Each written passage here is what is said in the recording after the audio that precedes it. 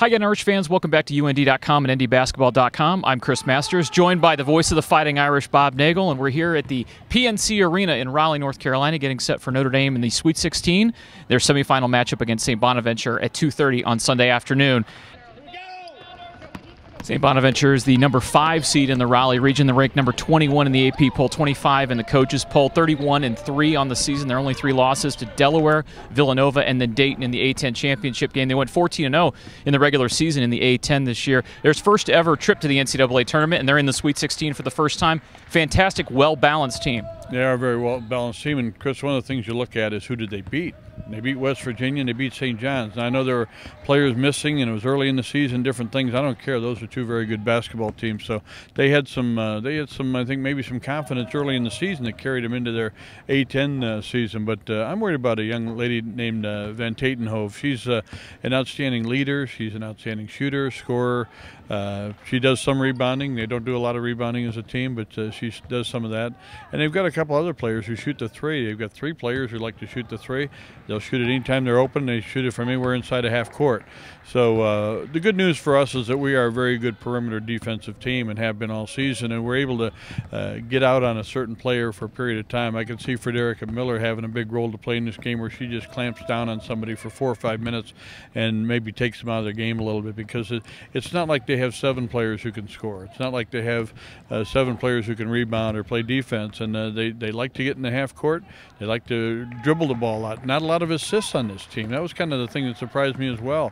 It's not like they're working the ball for an open shot. Somebody will get it, they'll dribble it, they go off a screen, go off another screen, go off another one, and if you miss an assignment and they're open, they're going to shoot it.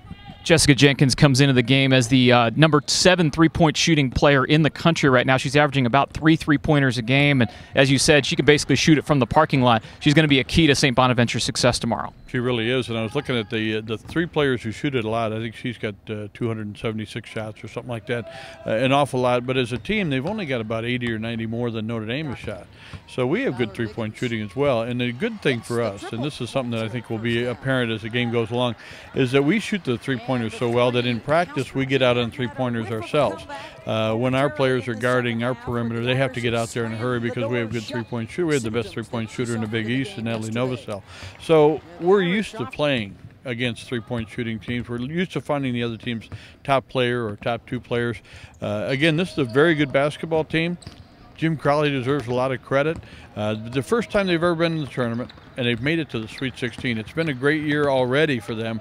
The Bonnies come in also leading the nation with just 12 turnovers per game, a product really of their slow-down style. They tend to take the air out of the ball. They don't like to run. The Irish, of course, like to run and gun, ranked 2nd in the nation right now in scoring offense at over 79 points a game. So real contrast in styles. It is. I think when we have 24 or 25 baskets in a game, we like to look and see maybe there's 17 or 18 assists.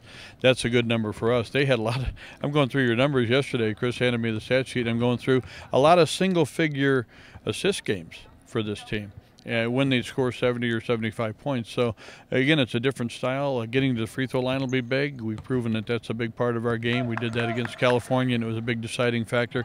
So the things that we do best, we shoot free throws, we rebound pretty well, and we also are very unselfish with the basketball, the extra pass, that kind of thing. It probably matters more what we do than what St. Bonaventure does.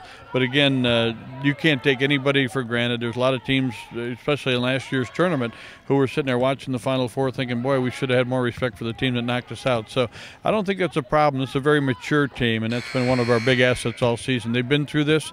They know that their goal is to get back to the Final Four and win a championship, and so we're very focused. It'll be the Fighting Irish and the St. Bonaventure Bonnies Sunday, 2:30 p.m. Eastern Time. Live coverage on ESPN2, and, of course, we'll have all the post-game coverage. You can listen to Bob's broadcast during the game right here on UND.com, and we'll be right back here with all the post-game coverage, press conferences, highlights, and more. So thanks for joining us, and we'll see you next time right here on UND.com.